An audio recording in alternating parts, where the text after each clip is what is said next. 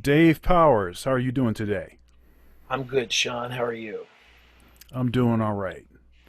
How's your family? Family's good. I keep in touch with my mom and dad, who live about 20 minutes away. I keep in touch with them every day.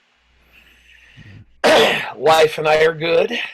We're very socially distant and doing all the right things and staying at home and making the most out of life. That's what we do. Making lemonade out of lemons. Yeah, So life is good. that's great. So, Dave, tell us about yourself. Uh, Tell us where you're from and where you grew up and what your childhood was like.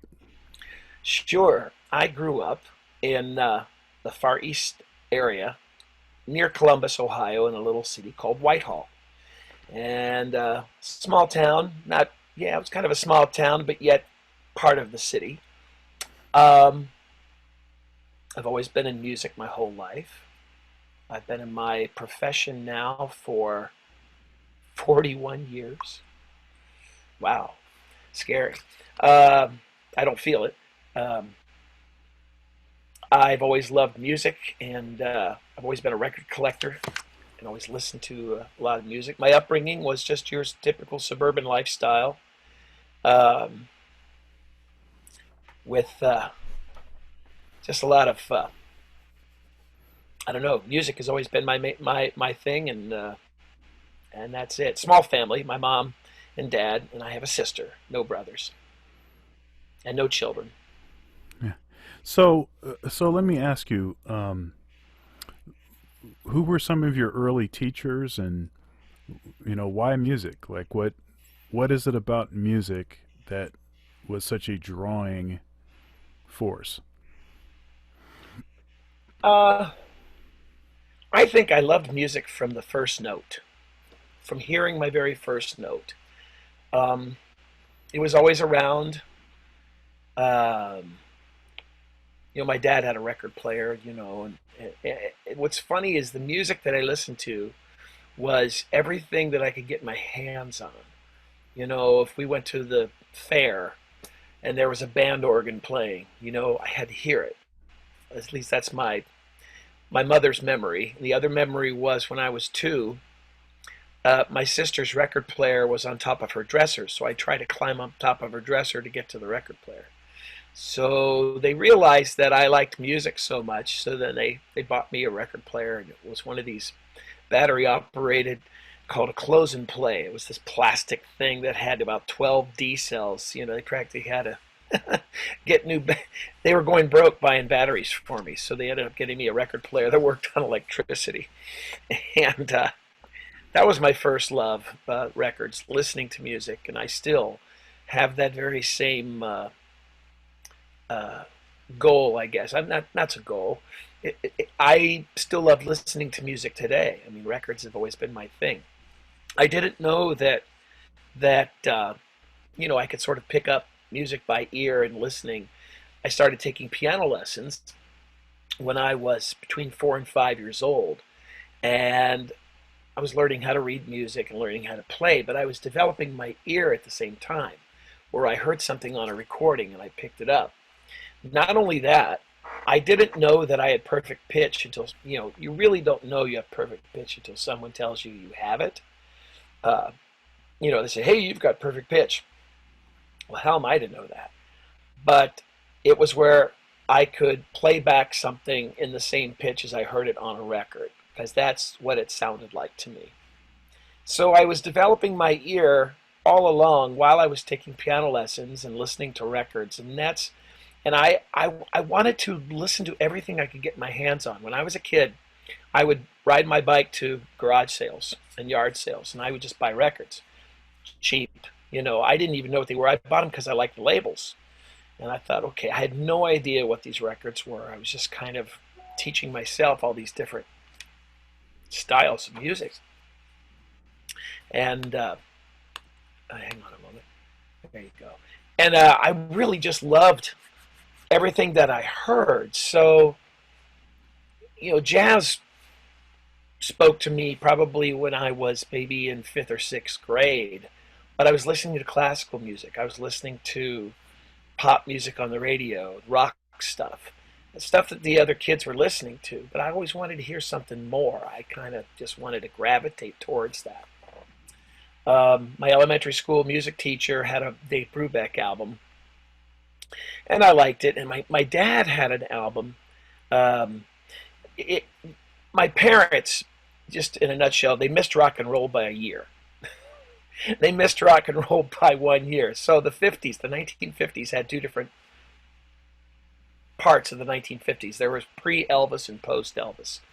So by the time Elvis came around and rock and roll really started to take hold, my parents were in college. So my dad had a modest little record collection that would, in the 1950s, when you had a hi-fi system, he had a little bit of everything. He had like 4 or 5 Dixieland albums. He had some classical music. He had some marches because he, played the French horn a little bit. And I also play the French horn. And he had an album of player piano rolls. So to this day, I love the player piano. He had steel band, flamenco guitar. I mean, everything that was before they even called it world music. When you listened to music in the 1950s and you had a hi-fi system, you had different records that would exemplify the sound of high fidelity, so to speak. My mother had, one Johnny Mathis album, one Nat King Cole album. She was sort of normal, but they didn't have a whole, not. I mean, rock and roll was probably, what they listened to, but they were more of the easy listening variety. And I listened to a lot of that stuff, and that's how I learned a lot of standards. So, I would listen to the most syrupy, simple versions of standards and kind of get a concept of how to learn standards. But my dad had one album that's I still enjoy to this day.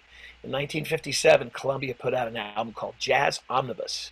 And Jazz Omnibus, one album had everybody on it. It had Dixieland from Eddie Condon. It had Louis Armstrong's Mac the Knife.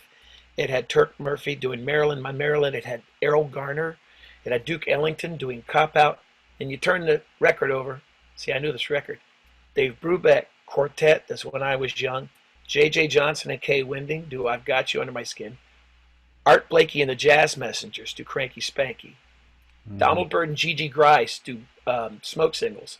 And the last cut is Miles Davis with John Coltrane doing Budo. One album had all of that on it. And that was, when I was in 6th grade and 7th grade, man, I listened to that record a lot.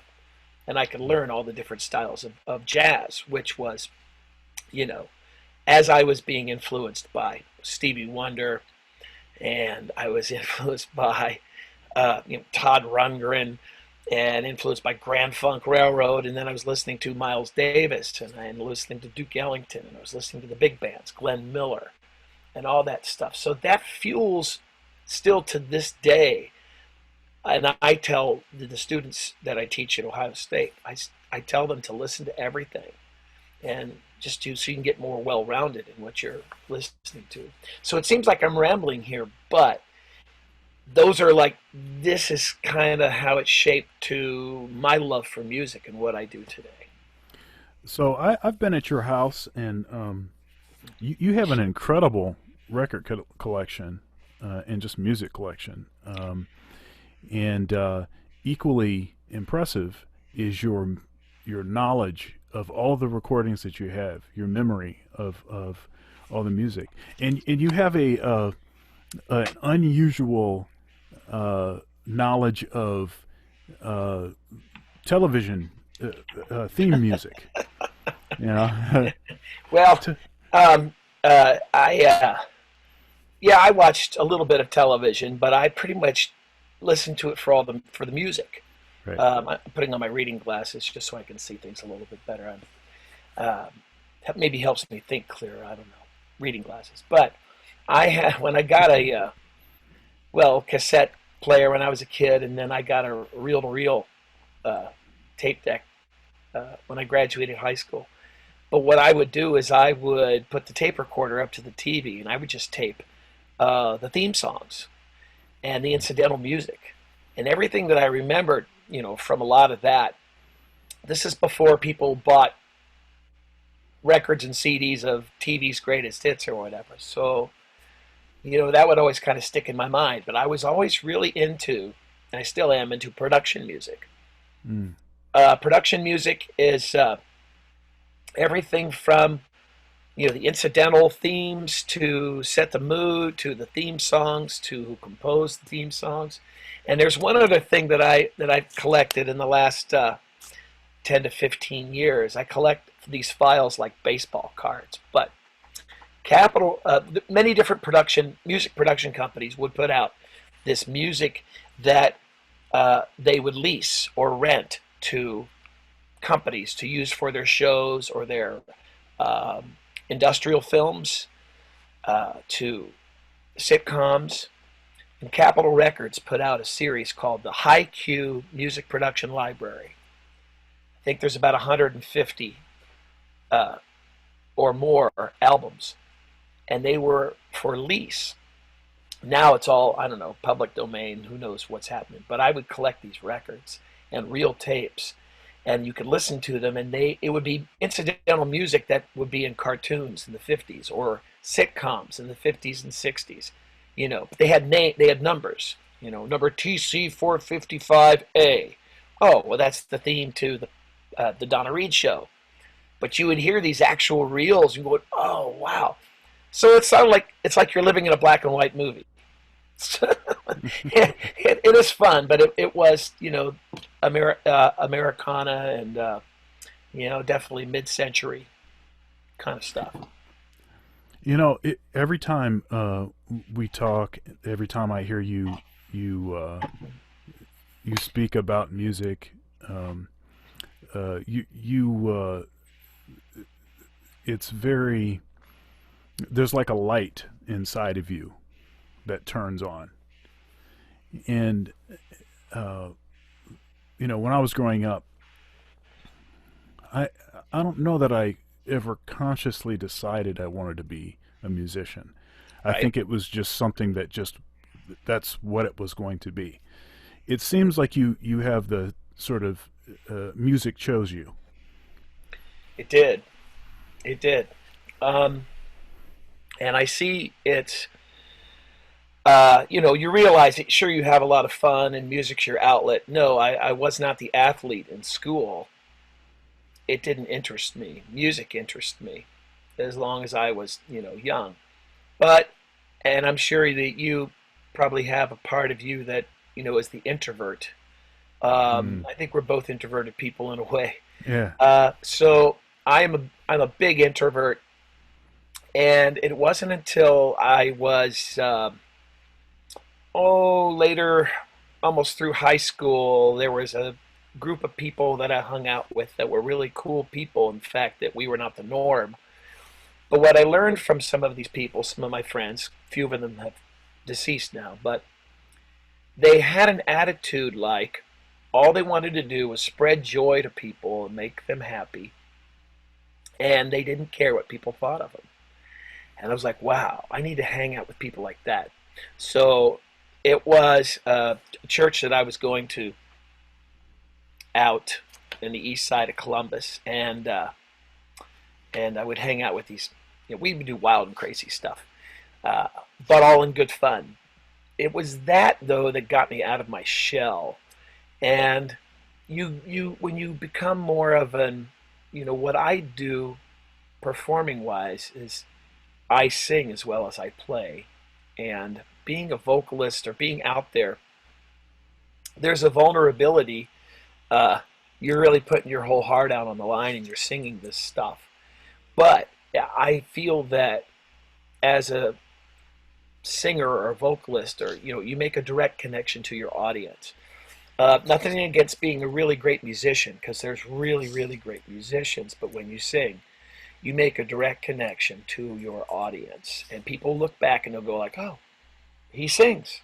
Oh, wow." It doesn't have to be the best in the world.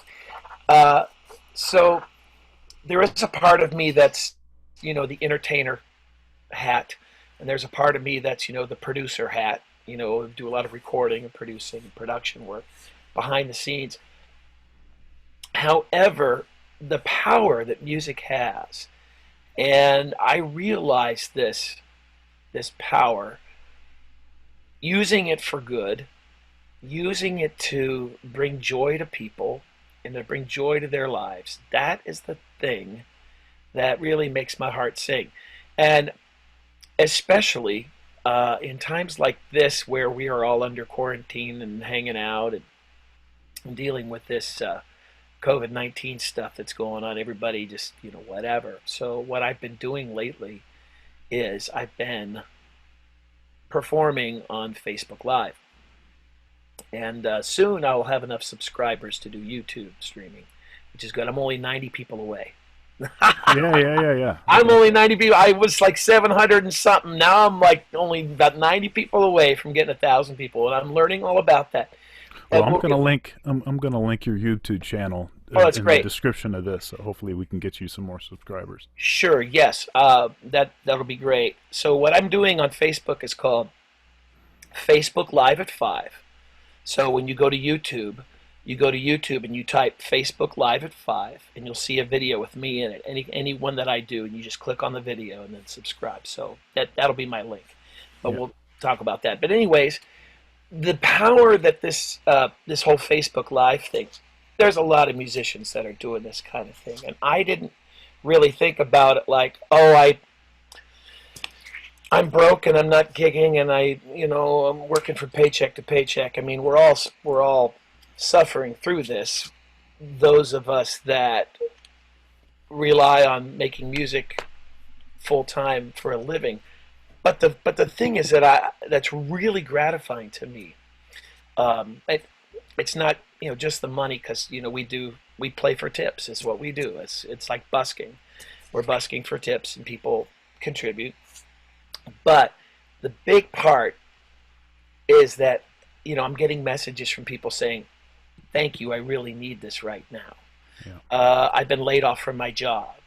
Um, we're going through a hard time," or maybe helping them out with anxiety and depression they're having because of all this stuff that's going on. And for that, I'm getting the feedback of, "We really need this right now, and you're doing a really good thing helping us all out." And that, Sean, really makes my heart sing. And I'm really just glad that that opportunity is there. And that's another reason why we do what we do, why we play music, why we entertain people, why we make them feel good. And that's what it's all about. So there you go, my friend.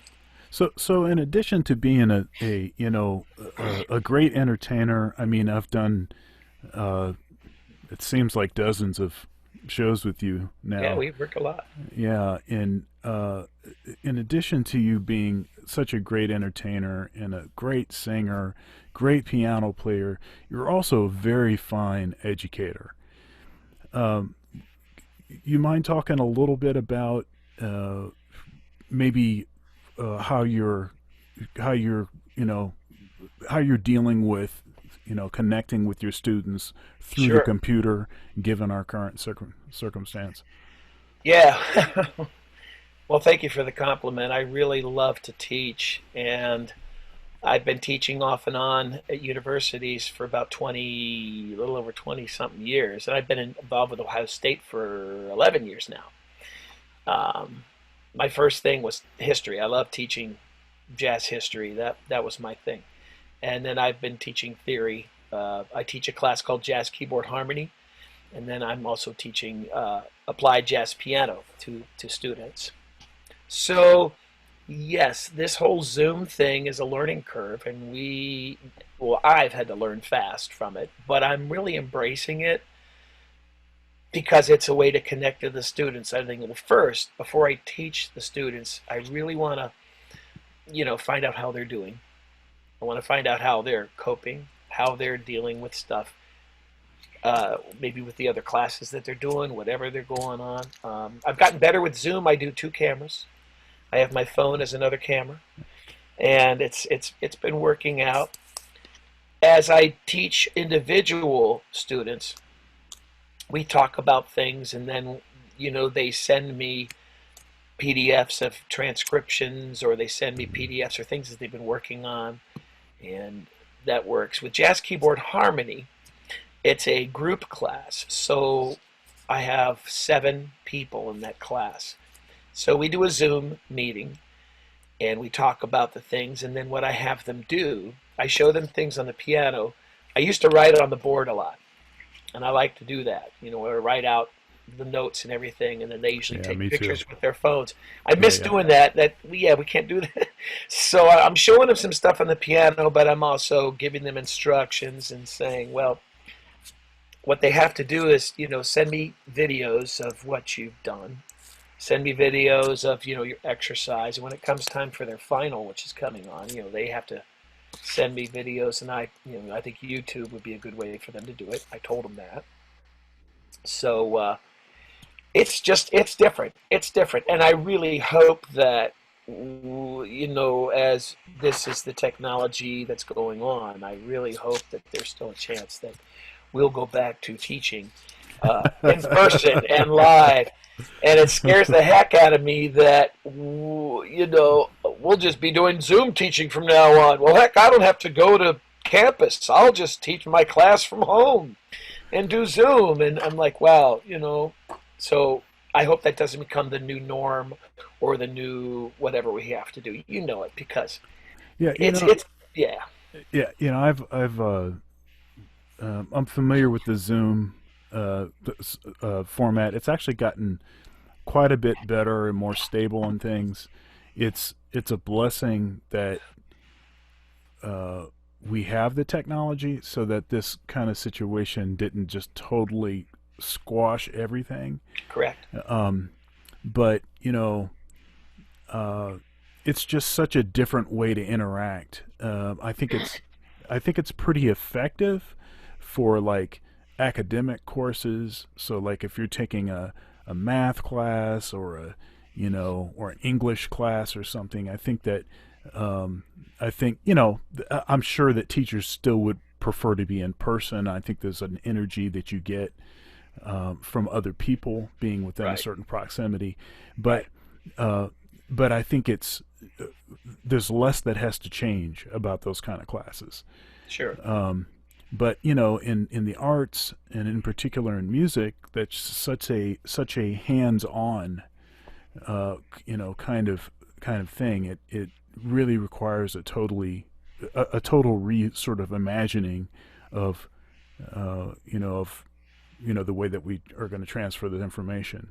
Right, because you have to have audio and good audio, Right. not some, Oh, transistorized little, well, I heard half of what you played, but, and it's hands on. I agree. I agree totally.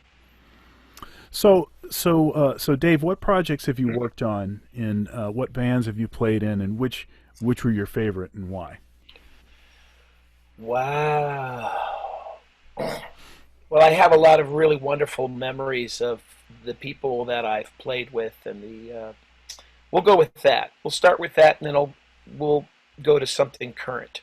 So, some highlights of my career is spent a couple months with Arturo Sandoval, and Hmm. that was a blast. That was uh, uh, how long ago was that? 22, 23 years ago, something like that. Uh, oh my gosh, that was a long time. I was 1998. How long ago was that? 22 years ago. All right. Well, anyway, we did 2 months. We did France, Germany, Finland, Puerto Rico, and Grenada. Wow. Hmm. Wow. I got to see a lot of great people and play with some really good people there. But that was a highlight. Another highlight was back in 1991. I did a gig with Steve Allen. Steve Allen was a composer. He was the original host of The Tonight Show before Johnny Carson, and it was a private event. But my job was I had to play piano behind Steve while he talked, and he also played piano. So there were 2 pianos. And it was a corporate event, but my job was that I had to, and he didn't. He says, I don't want any Bill Evans stuff. I don't want any chords. I want melodies. Give me melodies. Give me something. Hmm. So I'm ad libbing. My job is to ad lib behind him, and kind of feed off of him, and try to make him laugh, basically, or just entertain him while he's and I've got the tape of that performance, and it was fun. Yeah, Lots. I'd like to hear that. And he liked it. It was a corporate event that was done in Dublin, Ohio, at Muirfield for Qualstan Homes. And I befriended the sound guy, so he gave me. I transferred it to CD, so you can, I like the recording work that I do. I do a lot of recording jobs and mixing and production and things. But before I get to that, another highlight was I got to play. I did a gig in Chattanooga with Mark Farner from Grand Funk Railroad. So it's not a jazz gig; it's a rock gig. But see, I used to hang out with this buddy in high school. We used to hear Grand Funk all the time in the car, and I'm a big Mark Farner fan. So my friend Carl was the steady keyboard player with Mark Farner, and he couldn't make a certain gig. So I said, well, I can do the gig, but I can't come in on Friday beforehand. I've got a gig. Let me fly in on the day of. And I learned all the tunes that they gave me and everything. So the highlight of that, and this was in 2008, 9, whatever. 40,000 people, Riverbend Festival, Chattanooga, Tennessee.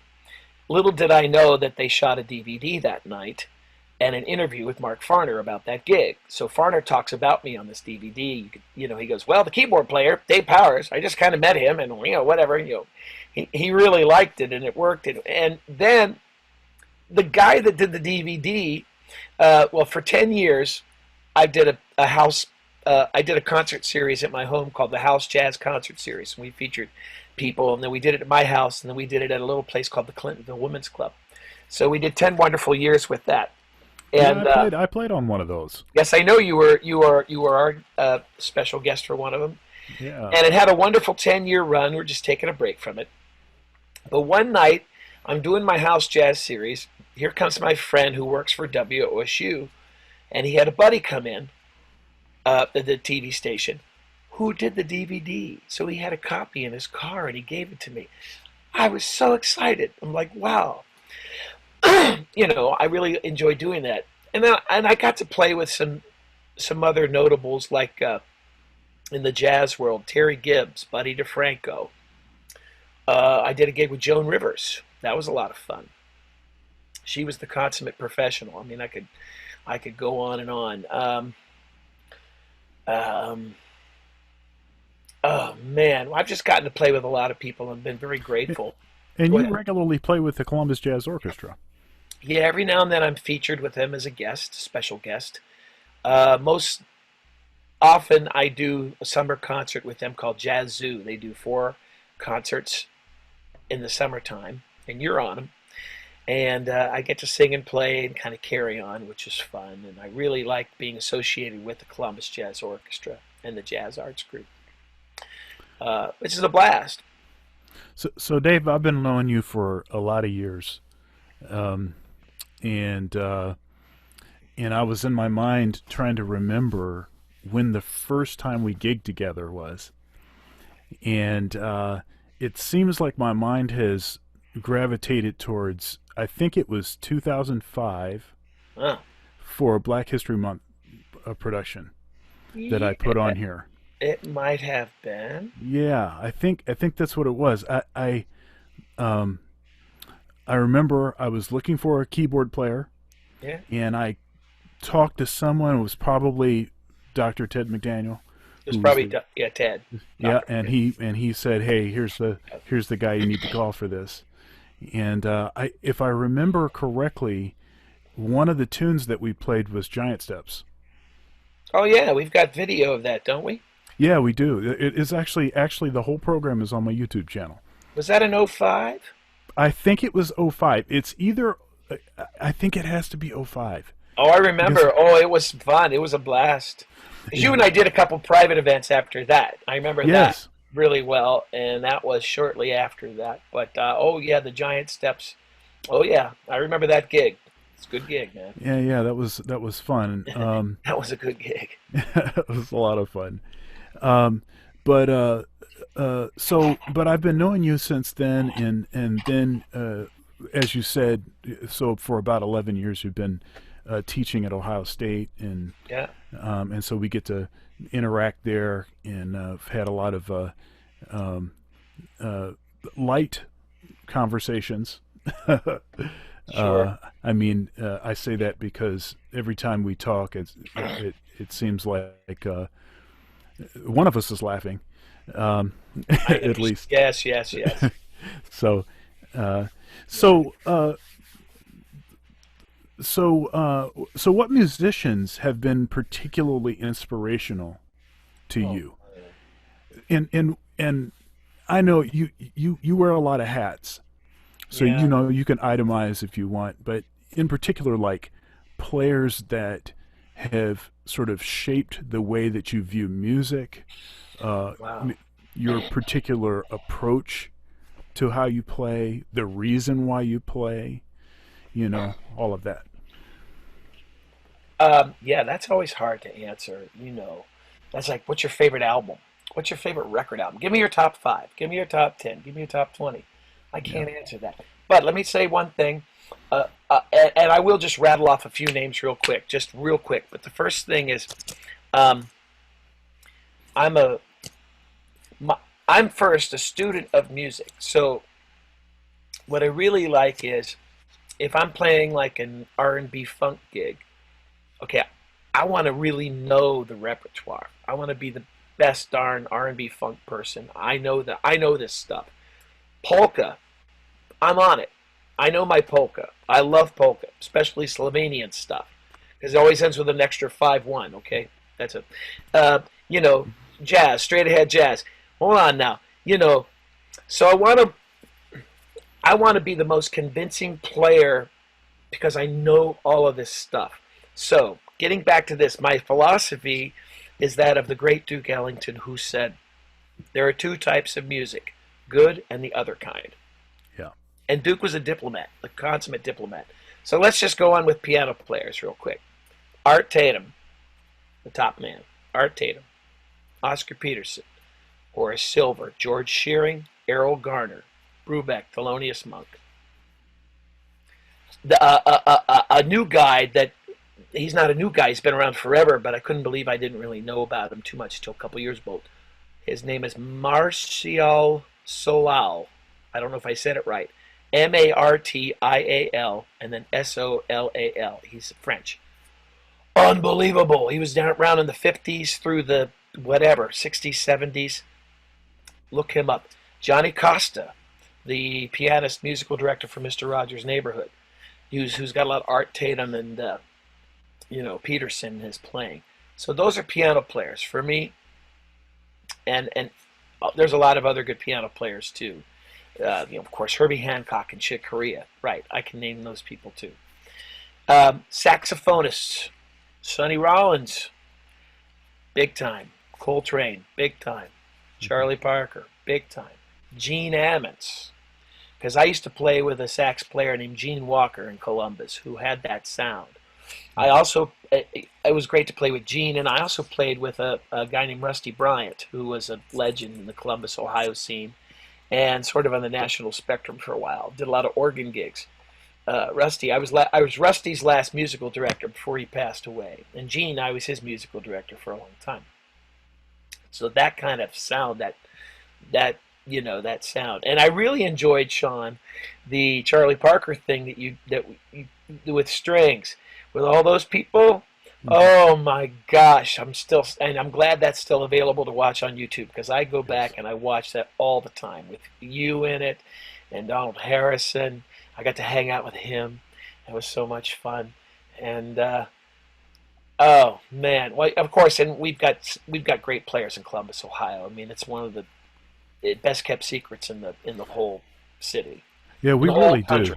Yeah, yeah, Yeah, yeah. we really do, and a lot of you know significant national artists, folks that made indelible marks on jazz, are from Ohio. That's right. You know, But even and, funk and rock and roll too. I mean, you wait, got wait, wait, wait, wait, wait, shoot, wait. you got I mean, Ohio players. You got Wild Cherry. You Yep. got the Raspberries, and you got Hank Marr, B3, Hank Marr, and Rusty Bryant, and Mhm. that guy, Joe Henderson. That's right, Joe Henderson. Art Tatum's from Toledo. There you go, man. Cal Collins. Okay, I could go. I could just name you names. Yeah. Daggone it, you know. So in albums, like I said, you know, I like this is I was the blackest kid in my whole white suburb. All right, I'm just gonna go out and say it. But I was listening to this stuff, you know, like the Ohio Players and Stevie Wonder and all that stuff. You know, when you know I felt like I was the only one listening to this stuff. But then when I heard Funky Worm, and I was in the third grade, man, I was like, the Ohio Players, man, Funky Worm. You know, people were like, what is that? It's the coolest thing in the world. And oh gosh, so that's on the jazz side. On the rock side, I was influenced by. I'm a late comer to some things. When I really study something, like the Who, I got to mention that. Uh, you know, I really kind of studied the Who when I was sort of in my 20s, even though I'd listened to them my whole life. But there's, you know, one album that I will listen to once a year for a week and analyze it. It's called The Who Sell Out. I also like Who's Next. The Beach Boys, Brian Wilson. There's when Brian Wilson went back and he finished the Smile project that he shelved back in 1966, and he came back in 2004 or 2005 and finished the daggone thing. I'm like, yeah, man, I'm all on it, and it's brilliant.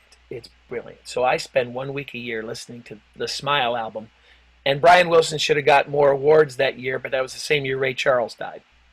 So all Brian Wilson got was like best instrumental, and the song was the worst song on the album. But I listened to stuff like that, and that really, you know, uh, that really speaks to me. Um, wow, there's just it's just, and if you know about Brian Wilson and the you know the tortured soul that he kind of was, uh, I like music that is honest. Anything that's honest, anything that I hear that sends chills down my spine or brings me to tears. The Singers Unlimited. Okay, there's vocalists. I love anything, the Hi-Los, the Singers Unlimited. And I know that Gene Pearling from the Singers Unlimited influenced Cedric Dent for Take Six. So there wouldn't be, you know, Take Six if it wasn't for the Singers Unlimited and the Hi-Los and what they all did, and it all just whoa. The a cappella version that the Singers Unlimited does of The Fool on the Hill, I play for my students every year. I make them listen to it. First of all, if they know the Beatles, and I love the Beatles. Who doesn't love the Beatles, right? Have you heard the song? No. Listen to it. Don't even get me started. But that song, you know, when they hear the Singers Unlimited do these little intricacies and these harmonies, you know, what I teach the kids, it's not just the melody. It's not just you listen to the bass line. You've got to listen for all the little things in between. It's all the little do. It's the little things in between that really makes it. Mm. But we don't get it until we get a little older and we hear things differently when we're adults as we did when we were in our 20s.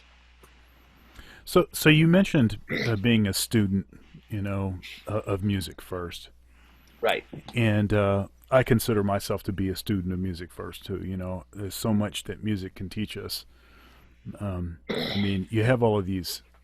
There's all these studies that suggest that, in particular, when kids study music when they're in band, you know, it actually improves their academics all around.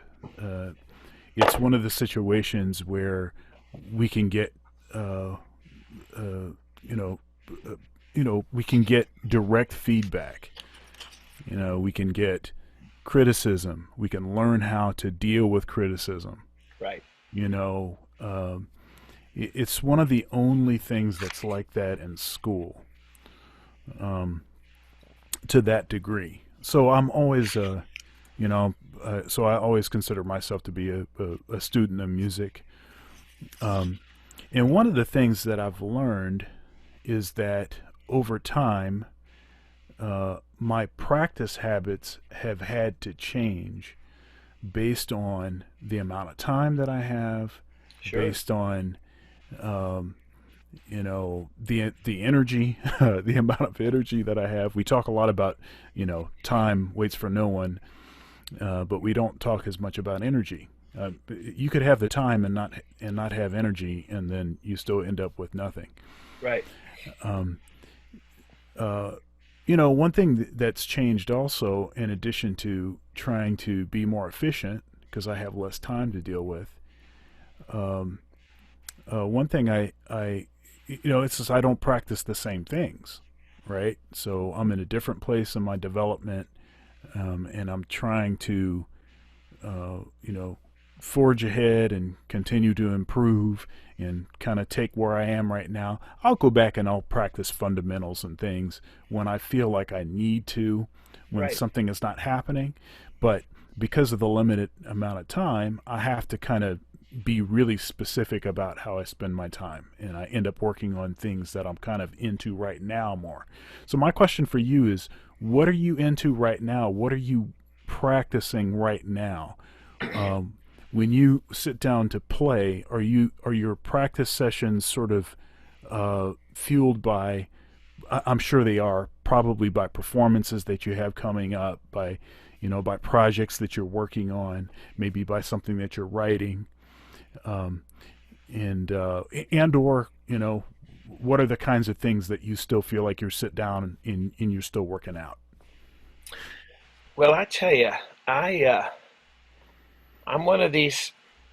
I'm not what you call a workaholic, but I have a strong work ethic, and I really love to perform. So I do. When I play, an average of 3 hours every evening, almost 4 hours, and sometimes that is my practice time, Mm. where I know that I've put a lot of energy and a lot of heart and soul and ideas. So it gives me the freedom to explore and experiment and do things, and people enjoy listening to those ideas come out. And I sometimes get those, there's a lot of take homes from that really are great. Of course, when I'm done doing that, I'm exhausted. And, I just did 3 hours straight tonight doing Mm. Facebook Live. And let me tell you, when you're playing all by yourself in a house that's quiet, when you get done playing, you hear no applause. You don't know if you see any people. You know if they're watching because they give you comments and everything. But the fun thing is, I could do whatever the heck I want playing, and I can come up with some great ideas, and I can really explore. And this piano here at my house is being played a heck of a lot more than it's ever been played because I'm tuning it every day. I'm touching it up every day. I've got my wrench in my, I'm not I'm not what you call a piano tuner, but I know how to touch up a piano and make it sound perfect. And I am getting these ideas together, and these people really want to see and hear you just get into it, do what you do. And I'm like, wow, what a blessing. Man, it's just so I get a lot out of that. And, my practicing otherwise than that is, maybe I'll listen to a recording and I'll play along to a recording. So it's not necessarily going under rudiments and scales, but I have, classical music and things where I want to keep seeing, to keep other things fresh. I mean, my chops stay fresh because I work every day, or at least I'm used to working every day. I do Facebook Live three nights a week, Monday, Wednesday, and Friday from 5 to 8, so that I feel like I'm still going to work. I mean, I dress up, I shave, and I go to work because this is what I've done my whole life. So I'm used to doing that. But that being to create on the spot and do that is really great. And I do like recording. I just did once I thought, oh, great, all my gigs are gone and corporate events are gone and private parties are gone and who knows when it's all going to kick back up again. Uh, but I was blessed that a friend of mine who's a singer songwriter does some stuff, public relations. His name is Eric Nesda. He's from Worthington, and he recorded a song back in 1990. No, 2001. He recorded a song called "True Heroes." It's a pop, like it's a ballad talking about the true heroes, and it's well, he wanted to redo it and it had a violin player on it. So he dropped the files off outside the house, social distancing, and I picked up the files, and I he played piano and sang. So I took his piano off. I added my piano. I added extra string parts and produced it and remixed it. Kept the violin player on. And the cool thing was, I mean, I got paid for it, which is great because you're like, if you're not seeing any income, this is I got paid for it, which is awesome. But the other awesome thing was for this pandemic, where it was used for our CBS affiliate WBNS 10 TV. Used it. Oh, They used it for a show called Heroes Don't Always Wear Capes, and it was on the end of their program. So it was dedicated to the true heroes, the hospital workers, the grocery yeah. store people, the doctors, the frontline people that have to deal with this coronavirus. And so I was really happy that we really made a good impact and we did something great, positive for the community. And the song was on TV, and it was all done here at the house. You know, how cool is that? That's very cool, man. Yeah. So I like working with stuff and recording and producing and making things happen. And so that's it's part of my practice. Yeah, yeah. I want to keep Okay. getting better at recording. Yeah, I found myself also, I mean, I have like, uh, I'll try to play something in 12 keys. I'll try to do stuff like long tones. There's certain maintenance things that I need to do, Right. but most of the really digging in and actually improving is working on it's working on music. It's working on stuff that upcoming stuff that I have. And Right. so, for instance, with the Ohio Jazz Tet, um, the music that we play is pretty progressive and challenging, and and And then also, wonderful. oh, thanks, and Yeah. and in my own composing, I tend to write things that are challenging, and uh, it's almost like I'm writing something for me to work on. Like, okay, I'm trying to explore this particular concept or whatever, so I write a tune, and so then every time I play that, I get it. I'm working on that concept, Right. and so I find myself doing that quite a bit. Another thing that I do regularly is, and I know that you're a proponent of this too. Being a teacher, um, you know, yeah, I mean, I play in lessons. Every lesson I play. Now, I'm playing for a couple different reasons. The first reason I'm playing is because I want to model to the student what it is that you know, Oh they're yeah. after, right? I Yeah. want to give Right. them an example. And even if it's something that I am still working out and struggling on, it's okay for them to see that too, Sure. because Absolutely. right, because it shows that I'm working on this stuff too.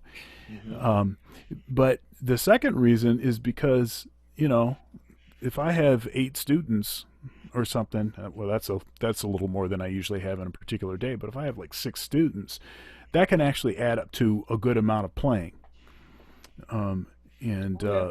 so every and it all counts. So anyhow, I wanted to ask you about future goals that you have, Sure. and maybe some unfinished projects that maybe you're engaged in right now, and maybe if you could talk about um, maybe some stuff even away from music that's not necessarily related to music, with respect to maybe personal growth or some things that you're kind of working through, or we're all trying to improve as people, and the Yeah. quarantine, I think, maybe gives us some opportunities to Yeah. look inwardly.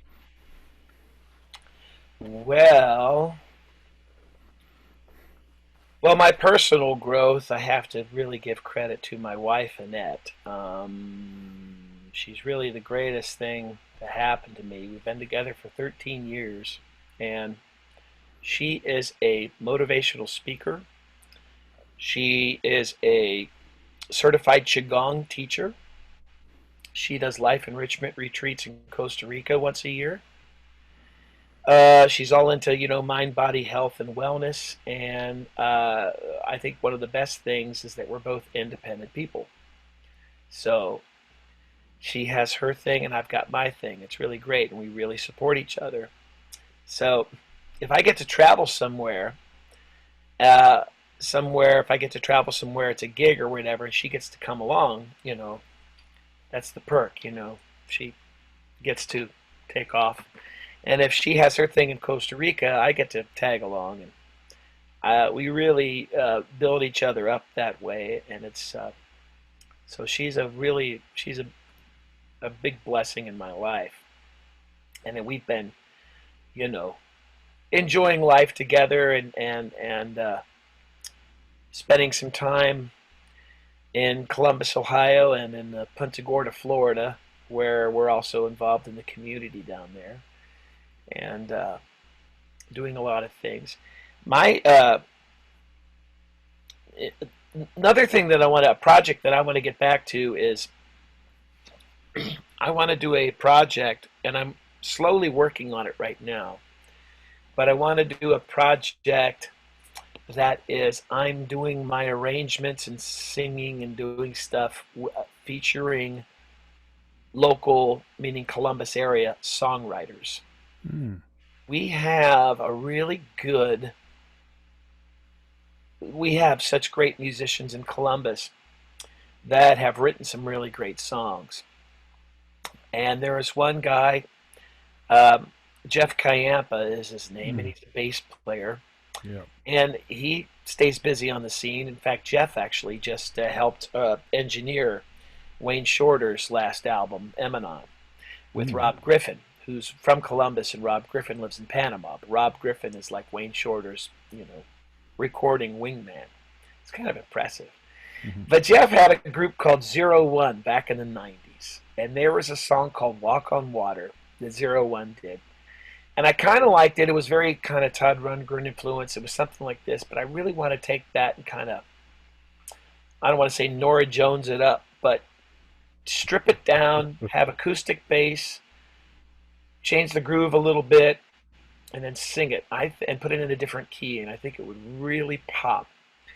And then my friend John Schwab, who's from Columbus, and he had there was a lot of success with a country rock band called McGuffey Lane. So they're from Columbus. In 1980, they put out their first album. And they put out a few albums since, and they're still well known and popular. But that first album was soaring off the charts from Columbus, Ohio. They got a national record deal and all that. But there's a song that John wrote called Long Time Lovin' You, and it's one of McGuffey Lane's biggest hits. So I took it and I slowed it down. I added some other chord changes, because I think my gifting. Yes, I write songs, I write music and compose music, and the stuff I write is more straight ahead jazz instrumental stuff. I did a hard bop kind of something called Project Object on one of my albums called Listen to This. But I think my strong suit is taking a song and flipping it, reversing it, changing it, arranging it, making it my own. In a humorous note, as Paul McCartney says, take a sad song and make it better. But I do this version of Long Time Lovin' You, and I've already got the basic tracks recorded. And I promised John probably 7 years ago that when are you going to do my song, man? When are you going to finish my song? Well, John, I'll get to it. So I've got the basic tracks recorded, and I think that I think this song is really going to pop. And, if I don't have a hit with it, I think Michael Bublé might have a big hit with it. So we'll shop it. So I'm going to finish this album, or continue working on this album project as time allows, that feature the music of local songwriters, because there's a lot of really great songs that deserve wider recognition and maybe don't get it. And who knows if my versions will get wider recognition, but at least I know that I know some good songs when I hear it, or saying, oh, I really want to take a crack at it and see what I can do with that song. And I've had the blessing and permission of these people to say, sure, So whatever, it's flattery, I guess. I don't know, but it's also a tribute or a compliment to some really great musicians we have in this town. So Dave, is there anything else that you'd like to mention? I know the Live at Five. Maybe you can plug that again now. I'd love to. Uh, Facebook.com/Dave Powers Music, and that's my link. My YouTube, if you go to, and I couldn't tell you it's Dave Powers is my YouTube channel, but I have two different. The one is if you go to Facebook Live at 5 on YouTube, click on my video, any one of my videos, and then subscribe. And I'm really excited. I'm learning about YouTube live streaming, but I know that the platform is a heck of a lot better than Facebook streaming. Because Facebook streaming, everybody and their brother's on it, and it starts to run slow. But YouTube just sounds really great. So I'm excited right now about Facebook Live at 5. This is what we're doing. It's not just a survival game as musicians do, because there's a lot of musicians that aren't gigging now. They're not working.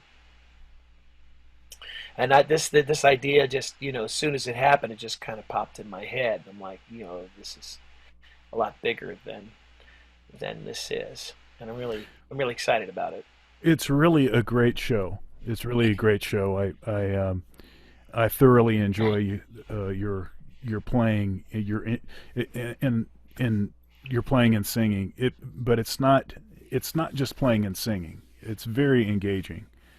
You're of the artists that I've ever worked with. I have to say you're one of the most entertaining, and you really do that. You do that as well as is everything else that you do, which I Thank, think is what's so incredible. So, thank you. but It's my heart, man. It's my heart, Sean. It's kind of what we were called to do. It's what I was called to do. I feel it. Humbly, I feel it, and yeah, I love it. well, we don't know how long it's going to be until things are back to normal, but uh, we either way we always have today, and so I appreciate that you're doing this show 3 times a week so that we can check you out. You can continue to share with us what you've been blessed with. Thank you, sir. And it's a blessing to work with you too, and to teach with Likewise. you, man. Yeah, Yeah, likewise. you're a blessing Likewise. to many. You sure are. Well, God bless you, Dave, and you be safe. I pray that your family will be healthy, will be safe, and I pray that we all get through this thing, uh, intact.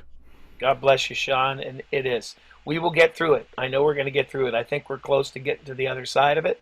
Yeah. Uh, yeah, we can see the light at the end of the tunnel, and I know we're going to get through it. We're going to be a lot stronger, and it's going to be better for the better. All All right, right. now you have a good one, man. You too, man. Peace. God bless. God bless you.